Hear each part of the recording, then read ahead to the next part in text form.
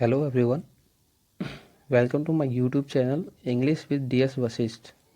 तो प्यारे बच्चों, पहले पार्ट में हमने पढ़ा है फ्लेमिंगो बुक के लेसन नंबर सेकंड का फर्स्ट पार्ट, जिसको लिखा किसने है? एनिस जंग ने। और इस लेसन में एनिस जंग ने क्या मेंशन किया है? बहुत ही ज़्यादा ख़राब कंडीशन उन लोगों की जो बांग्लादेश से आए हैं और जो दिल्ली के शेमापुरी एरिया में रह रहे हैं और जो कचरा बीनते हैं। और इनके जो सर्वाइवल का एकमात्र मीन है कचरा बीनना। इनकी कंडीशन यह बताई है कि किस प्रकार के घरों में वो रह रहे हैं, जिनके पास कोई पहचान नहीं है और मतलब कोई रहने की अच्छी खासी जगह नहीं है। उनकी कंडीशन को मेंशन किया है पार्ट में। तो आइए आगे बढ़ते हैं, लेसन की आगे की रीडिंग स्टार्ट करते हैं। तो देखिए आगे क्या होता है। आई समटाइम्स, समटाइम्स का मतलब कभी कभी, फाइंड ए रूपी, कभी कभी मेरे को रुपया मिल जाता है, इवन ए 10 रुपी नोट, यहाँ तक कि 10 रुपये का नोट भी मिल जाता है। Sahib says his eyes lighting up. भाई साहिब क्या कहता है कि कई बार मेरे को रुपया मिल जाता है इन कचरे के ढेरों में और कई बार 10 रुपये का नोट भी मिल जाता है। तो यहाँ पे 10 रुपीज़ का मतलब ये नहीं है कि इसको 10 रुपीज़ ही मिलते हैं। 10 रुपीज़ का मतलब है कोई ऐसी चीज़ मिल जाती है जिसको बेच के उसको अच्छी इनकम हो जाती है, ठीक है, जिस चीज़ का पैसा अच्छा उठ जाता है उसको बेचने से। हिज आइज लाइटिंग अप, उसकी आंखें चमक रही होती हैं जब वो ऐसा बोल रहा होता है, मतलब एक खुशी होती है उसकी आंखों में। क्या बोल रहा है कि कई बार मेरे को रुपया मिल जाता है, कई बार मेरे को 10 रुपीज़ मिल जाते हैं। मीन्स कई बार ऐसी चीज़ मिल जाती है जो ठीक ठाक रुपये में चली जाती है और कई बार ऐसी चीज़ मिल जाती है जिसके ज़्यादा पैसे भी उठ जाते हैं। When you can find A silver coin in heap of garbage, heap of garbage का मतलब कचरे का ढेर। जब आप पाते हैं, कई बार आपको सिल्वर कॉइन मिल जाता है ना कचरे के ढेर में। सिल्वर कॉइन मीन्स वही समथिंग प्रीसियस, ठीक है, कोई ऐसी चीज़ जो कीमती हो, कोई ऐसी चीज़ मिल जाती है। यू डोंट स्टॉप स्क्रम्जिंग, स्क्रम्जिंग का मतलब खोजना। आप अपनी खोज बंद नहीं करते हो। क्यों नहीं करते हो? For there is hope of finding more, क्योंकि वहाँ एक हॉप होती है, उम्मीद होती है, ऑफ फाइंडिंग मोर मतलब कुछ और ज़्यादा चीज़ मिलने की।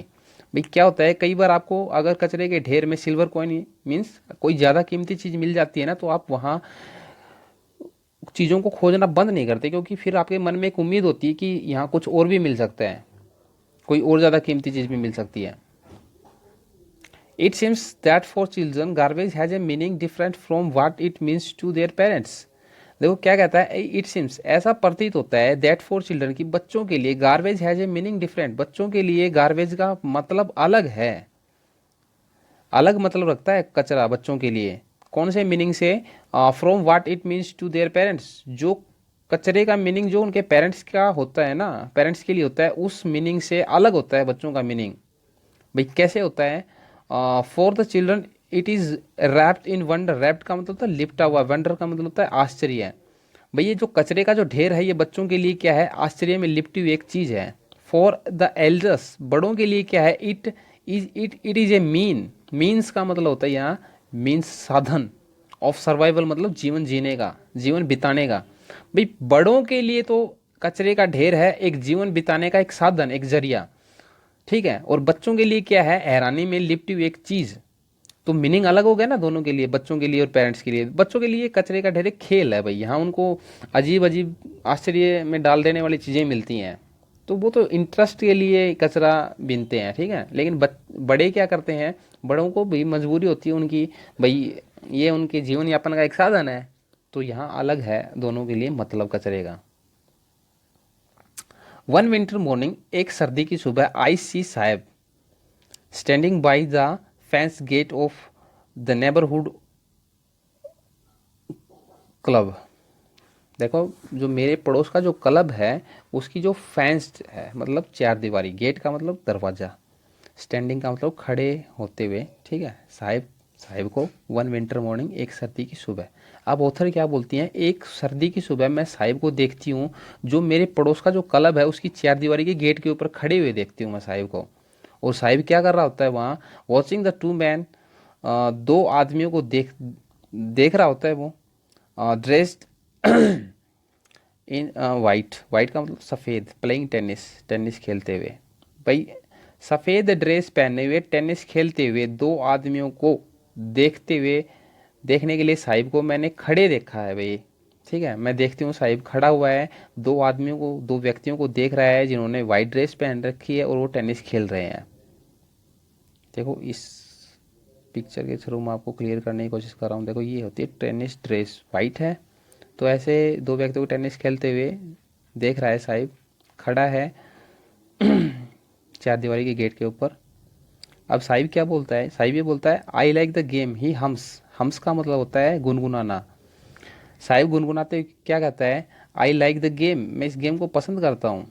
Content to watch it standing behind the fence. Fence का मतलब चार दीवारी, चार दीवारी के पीछे खड़ा हुआ है। और कंटेंट का मतलब संतुष्टि वाला भाव, संतुष्ट। साहिब बड़े ही संतुष्टि वाले भाव के साथ में, ठीक है, चार दीवारी के पीछे खड़ा हुआ इस गेम को देख रहा है और मन मन में क्या गुनगुना के बोल रहा है, आई लाइक द गेम, मैं इस गेम को पसंद करता हूँ, ये गेम मेरे को पसंद है। अब आगे क्या बोलता है साहिब, आई गो इनसाइड, मैं अंदर जाता हूँ, when no one is round, जब वहाँ कोई नहीं होता, जब वहाँ ग्राउंड में कोई नहीं होता, सब खेल के चले जाते हैं, खाली हो जाता है, तब वहाँ वहाँ मैं अंदर जाता हूँ। ही एडमिट्स, वो इस बात को स्वीकार करता है, ये बात बोलता है साहिब। क्या बोलता है कि मैं इस ग्राउंड के अंदर जाता हूँ जब वहाँ कोई नहीं होता। The gate keeper lets me use the swing. Swing का मतलब होता है झूला, जो प्लेग्राउंड के अंदर जो झूला डला हुआ है ना, ये झूला मेरे को यूज करने देता है यहाँ का जो गेट कीपर है वो। Sahib two is wearing tennis shoes that look strange over his discoloured shirt and shorts. ठीक है, शर्ट शर्ट और शॉर्ट्स का मतलब तो निक्कर। डिसकलर्ड का मतलब होता है जिसका रंग उड़ गया हो, बेरंगी, ठीक है, फिक्की पड़ी हुई। जो साहिब ने जो ड्रेस जो पहन रखी ना फिक्की पड़ी हुई, उसके ऊपर उसने जो टेनिस के जो जूते हैं जो वो पहने हुए हैं, वो जूते कैसे लग रहे हैं, काफ़ी अजीब लग रहे हैं। देखो साहिब भी जूते पहने हुए हैं टेनिस के जूते, और ये जूते उसकी बेरंगी ड्रेस मतलब शर्ट और शॉर्ट्स के ऊपर काफ़ी अजीब लग रहे हैं, मतलब बिल्कुल भी मेल नहीं खा रहे हैं भाई। Someone gave them to me, he says in the manner of an an explanation. An explanation का मतलब होता है एक व्याख्या, मैनर का मतलब होता है ढंग। साहिब एक व्याख्या करने वाले ढंग से बोलता है। क्या क्या क्या क्या बोलता है भाई, someone gave them to me, ये जूते मेरे मेरे को किसी ने दिए थे। ठीक है, ये जो जूते जो साहिब पहने हुए हैं, ये साहिब क्या बोलता है कि ये जूते मेरे को किसी ने दिए थे, और वो ये सब एक एक्सप्लेन करने वाले ढंग से बोलता है। The fact that they are discarded shoes of some rich boy, और सच्चाई क्या है, देखो रिच बॉय अमीर लड़का, डिस्कार्डेड शूज का मतलब होता है फेंके हुए जूते, रिजेक्ट किए हुए जूते, ऑफ सम रिच बॉय किसी अमीर बच्चे के। द फैक्ट होता है सच्चाई। भाई सच्चाई तो ये है कि ये जो जूते हैं ना जो साहिब ने पहन रखे हैं, ये जूते किसी अमीर बच्चे के फेंके हुए जूते हैं। और who perhaps refuse to wear them because a hole in one of them, क्योंकि देखो हु परहैप्स, जिसने शायद रिफ्यूज कर दिया हो, जिसने शायद मना कर दिया था टू वियर दैम, इन जूतों को पहनने से। ठीक है, क्यों मना कर दिया था, because a hole in one of them, क्योंकि इन दोनों जूतों में से एक जूते के अंदर क्या था, छेद था। भाई किसी अमीर बच्चे ने है ना ये जूते पहनने से मना कर दिया था। क्यों मना कर दिया था, क्योंकि इन जूतों में से एक में छेद था, और उसने वो जूते क्या कर दिए थे, फेंक दिए थे। और ये जूते किसने उठा लिए, साहब ने, जो उसने पहन रखे हैं। Does not bother him. अब ऑथर क्या बोलती है कि ये जो जूते जो साहब ने पहने हुए हैं ना छेद वाले, ये उसको बिल्कुल भी दिक्कत नहीं देते। बॉदर, परेशान करना, दिक्कत देना, ये जूते उसको बिल्कुल भी दिक्कत नहीं देते। क्यों नहीं देते भाई, फॉर, क्योंकि one who has walked bear foot even shoes with A hall is a dream dream come true. Dream come true का मतलब था सपना सच होना। ठीक है, बेयर फुट का मतलब होता है नंगे पैर, वॉक्ड का मतलब चलना। भाई जो बच्चा घूमा है, भाई जो बच्चा नंगे पैर है, जिसने आज तक कभी जूते नहीं देखे, तो उसके लिए ये छेद वाले जूते भी किसी सपने से कम नहीं है, सपना पूरा होने से। ठीक है, उसको ऐसा लग रहा है जैसे कि उसका सपना सच हो गया हो, चाहे इनमें छेद ही क्यों ना हो, क्योंकि वो आज तक नंगे पैर घूमा है। अब आगे देखिए क्या बोलता है, but the game he is watching. अब ऑथर क्या बोलती है, ये बोलती है लेकिन जो गेम वो देख रहा है ना, टेनिस वाला जो गेम देख रहा है, सो इंटेंटली, इतनी लालसा के साथ में देख रहा है, is out of his reach, वो उसकी पहुंच से दूर है। ऑथर क्या बोलती है, जो गेम टेनिस का वो इतनी लालसा के साथ में देख रहा है ना वहाँ गेट के पास खड़ा होके, ये गेम उसकी पहुंच से दूर है। क्यों दूर है, क्योंकि भाई इनके पास इतनी अपॉर्चुनिटीज नहीं है, शायद इस गेम तक वो कभी जिंदगी में पहुंच पाए। दिस मॉर्निंग, इस सुबह, Saheb is on his way to milk booth. ठीक है, मिल्क बूथ जाने वाले रास्ते के ऊपर है साहिब इस सुबह। मतलब साहिब मतलब मिल्क बूथ में जा रहा है और वो अपने रास्ते में है। इन हिज हैंड, उसके हाथ में क्या है, इज ए स्टील कैनिस्टर, मतलब एक स्टील की एक कैनिस्टर है, मतलब एक डब्बा है, एक केतली है। देखो ऐसी होती है भाई, एक पिक्चर के थ्रू मैं आपको दिखाने की कोशिश कर रहा हूँ। ठीक है, ऐसी कोई केतली लिए हुए है साहिब, और वो मिल्क बूथ जा रहा है और वो अपने रास्ते में है। अब वो क्या बोलता है साहिब, ये बोलता है, I now walk work in the tea stall down the road. He says, he says मतलब वह कहता है, कौन कहता है, साहिब। साहिब क्या कहता है कि अब मैं काम करता हूँ एक चाय की स्टॉल में, वहाँ रोड के नीचे। भाई रोड के नीचे वहाँ जो चाय की स्टॉल है ना, मैं वहाँ काम करता हूँ अब। पॉइंटिंग, इशारा करते हुए, इन द डिस्टेंस, थोड़ी सी दूरी पे।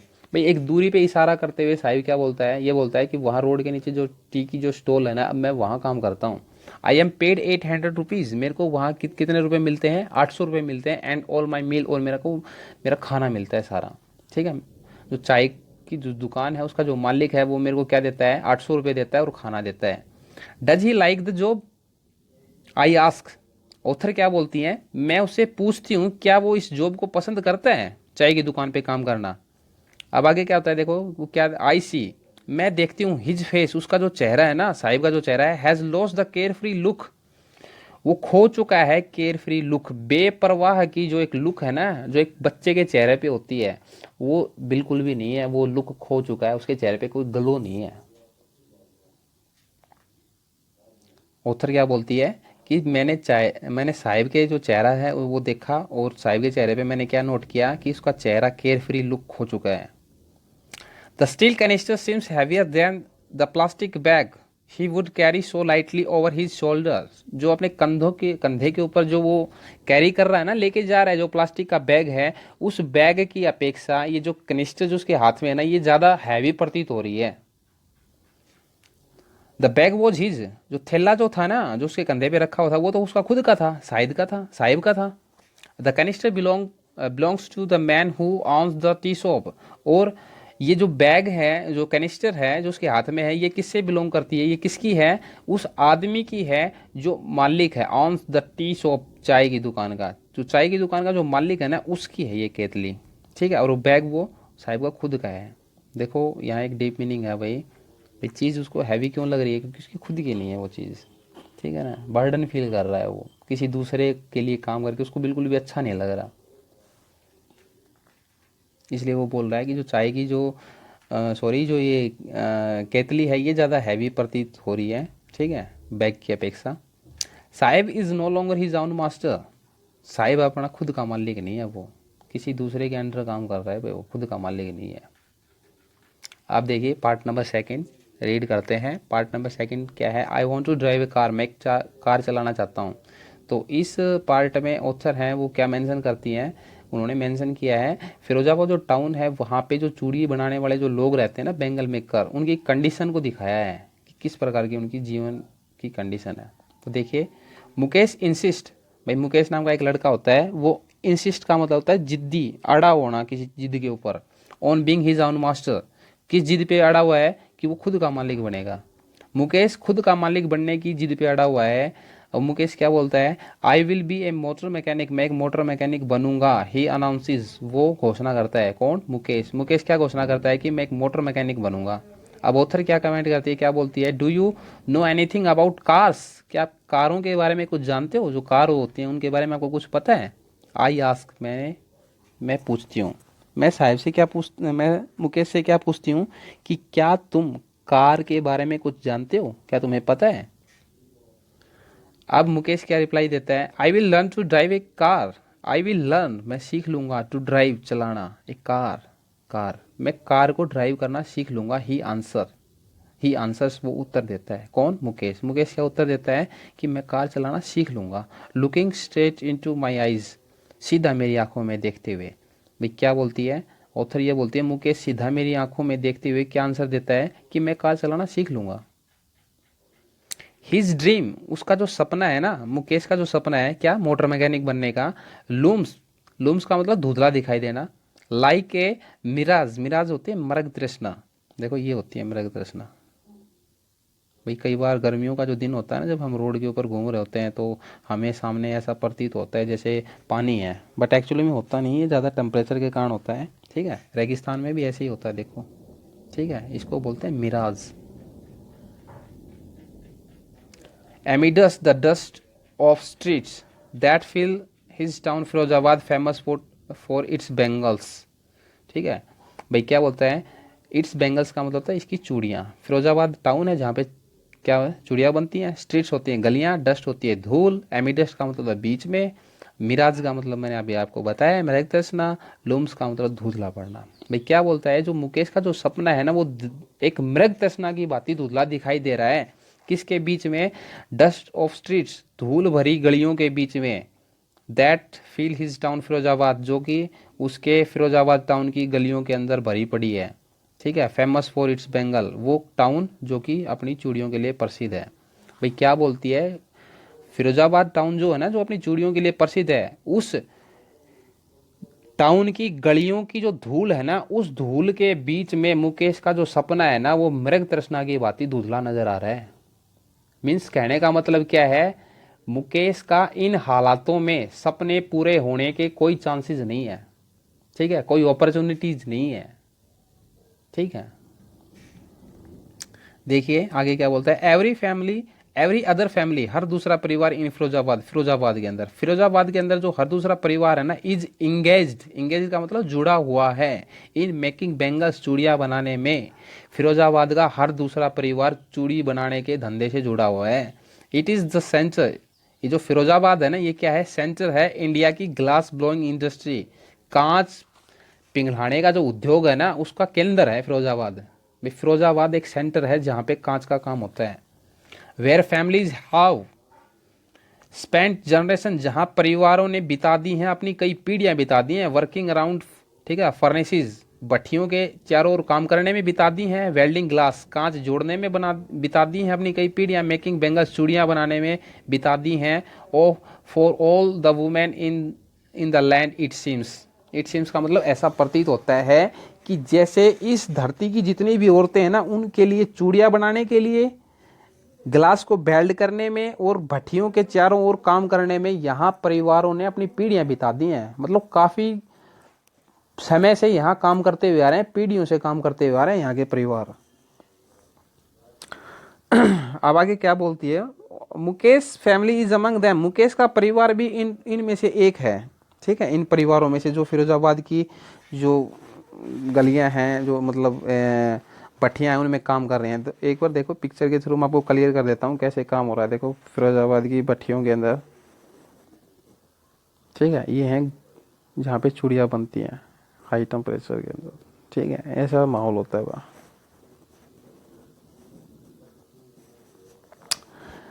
Mukesh family is among them, Mukesh का परिवार भी इनमें से एक है। None of them knew that it is illegal for children like him to work in glass furnaces with high temperature in dingy cells without air and light। ठीक है, डेंजी sales का मतलब होता है अंधेरे नुमा कोठरियाँ, विदाउट एयर एंड लाइट, जहाँ न तो कोई लाइट है ना कोई हवा है। इन कोठरियों में जो हाई टेम्परेचर है ना, भट्टियों का जो उच्च तापमान है, ठीक है, इस तापमान के ऊपर काम करना बच्चों के लिए गैर कानूनी है। ये बात नन ऑफ देम न्यू, ये उनमें से कोई नहीं जानता। भाई मुकेश का परिवार या फिर फिरोजाबाद के अंदर जो चूड़ी बनाने वाले हैं ना, उनके परिवारों में से किसी भी परिवार को ये बात नहीं पता कि बच्चों का अंधेरे नुमा कोठरियों में हाई टेम्परेचर के ऊपर काम करना गैर कानूनी है। जहाँ पे वो क्या करते हैं बच्चे, often losing the brightness of their eyes, जहाँ वो अपनी आंखों की चमक खो देते हैं। ठीक है भाई, ये बाल मजदूरी हो गया ये, ठीक है ना, ये अपराध है भाई। ठीक है, लेकिन वहाँ कोई नहीं जानता, वहाँ सब चूड़ियाँ बनाने में लगे हुए हैं, उनको सिर्फ काम से मतलब है। Mukesh eyes beam as he volunteers to take me home, ठीक है, which he proudly says is being rebuild. ठीक है भाई, मुकेश के आंखों में एक चमक दिखती है। ठीक है, जैसे ही वो अपनी स्वेच्छा से मेरे को अपने घर ले जाता है ना, ये बात ऑथर बोलती है, क्या बोलती है, मुकेश जैसे स्वेच्छा से अपनी खुद की इच्छा से मेरे को अपने घर ले जाता है ना, तो उसकी आंखों में एक चमक नजर आती है। कौन से घर ले जाता है, which he proudly says is being rebuilt, उस घर में ले जाता है जिस घर को वो बड़े गर्व के साथ में कहता है कि ये घर हमने दोबारा बनवाया है। ठीक है, देखो घर की कंडीशन इतनी ख़राब है वहाँ कि दोबारा बने ना बने, रहना तो वैसा ही है। We walk down stinking, stinking का मतलब होता है बदबूदार लाइन्स, गलियाँ, चौकड विद गार्बेज जो कि भरी पड़ी हैं, ठीक है, रुकी पड़ी हैं कचरे से। भाई क्या बोलती है उत्तर कि हम चल के जाते हैं ऐसी ऐसी गलियों में जो कचरे से भरी पड़ी हैं और जो काफ़ी बदबू मार रही हैं।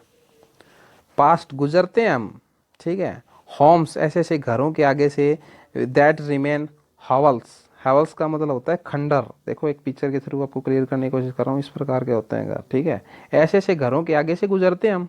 मुकेश के जब घर जा रहे होते हैं ना, तो उसके रास्ते का जो सीन है उसको डिस्क्राइब कर रही है ऑथर। क्या बोलती है कि हम ऐसी ऐसी गलियों से गुजरते हैं जो कचरे से भरी बंद पड़ी हैं, बदबू मार रही हैं, झोपड़ी नुमा जो खंडर टाइप के जो घर हैं उनके आगे से गुजरते हैं, विद क्रम्बलिंग वॉल्स, जिनकी जो दीवारें ना इन घरों की वो क्या है, काफ़ी कमज़ोर हैं, मतलब जल्दी टूटती हुई दीवारें, हाथ लगाने से गिर जाए ऐसी ऐसी दीवारें उनकी।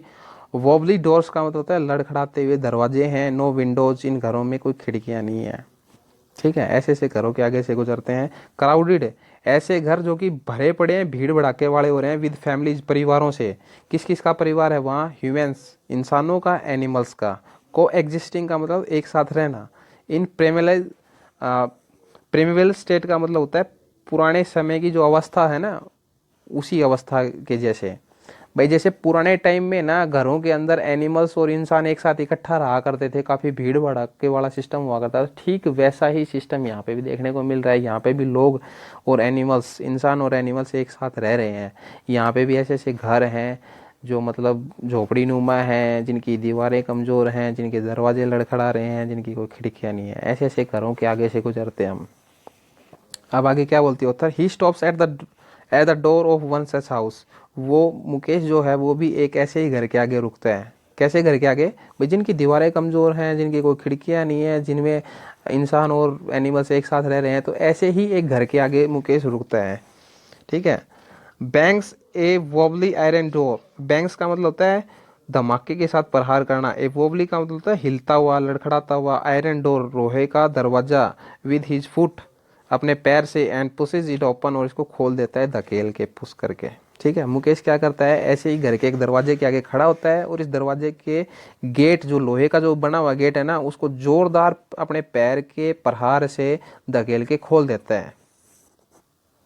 We enter a half build shack, ठीक है। सैक का मतलब था झोपड़ी। हम किसके अंदर एंटर करते हैं, एक आधी बनी हुई झोपड़ी के अंदर एंट्री करते हैं। ये वही मुकेश के घर है, ठीक है। मुकेश का जो घर है वो एक ऐसा लग रहा है जैसे आधी, जो एक कोई झोपड़ी है वो आधी बनी हुई है, तो उस घर के अंदर हम एंट्री करते हैं। In one part of it, इस झोपड़ी के एक हिस्से के अंदर क्या है, थिज्ड का मतलब होता है छप्पर। With dead grass, dead grass होती है देखो, एक तो हरी भरी ग्रास होती है, एक सूख जाती है ग्रास, थोड़ी पीली पीली पड़ जाती है, तो वैसी घास का बना हुआ एक छप्पर है। उसमें ए फायरवुड स्टोव का मतलब होता है चूल्हा, फायरवुड का मतलब होता है लकड़ी से जलने वाला, एक लकड़ी से जलने वाला चूल्हा है। ओवर विच, जिसके ऊपर, ठीक है। सिट्स का मतलब है क्या स्थित है, ए लार्ज वेसल, एक बहुत बड़ा पात्र, एक बहुत बड़ा बर्तन। ऑफ, ठीक है। सिजलिंग का मतलब उबलती हुई। स्पेनेज, स्पेनेज का मतलब होता है पालक, लीव्स, पत्ते। भाई क्या होता है, इस छप्पर के अंदर एक लकड़ी से जलने वाला एक चूल्हा है और इस चूल्हे के ऊपर एक बहुत बड़ा बर्तन रखा हुआ है, जिस बर्तन के अंदर उबल रहे हैं, सिजलिंग हो रही है पालक के पत्तों की, पालक के पत्ते उबल रहे हैं। ऑन द ग्राउंड, और जमीन के ऊपर क्या है भाई, a large, in large aluminium platters, platters का मतलब बड़े बड़े थाल, ठीक है। एल्यूमिनियम के बने हुए बड़े बड़े जो थाल हैं वो रखे हुए हैं ग्राउंड के ऊपर। और इन थालों के अंदर क्या है, are more chopped vegetables. Chopped का मतलब होता है कटी हुई, वेजिटेबल्स होते हैं सब्जियां, और इन थालों में ज़्यादा कटी हुई सब्जियां भी रखी हुई हैं। अब आगे क्या बोलते हैं ऑथर, ये बोलती है ए फ्रेल, फ्रेल का मतलब होता है दुबला पतला। यंग वुमेन, एक युवा औरत। Is cooking evening meal for the whole family, पूरे परिवार के लिए। देखो मुकेश के परिवार में एक औरत है भाई, वो काफ़ी दुबली पतली है, ठीक है। यहाँ देखो डीप मीनिंग है, दुबली पतली मतलब उनकी परिवार की गरीबी को दिखाने की कोशिश कर रही है, ठीक है, कि अच्छे से खाने के लिए भी नहीं है, दुबली पतली सी महिला है।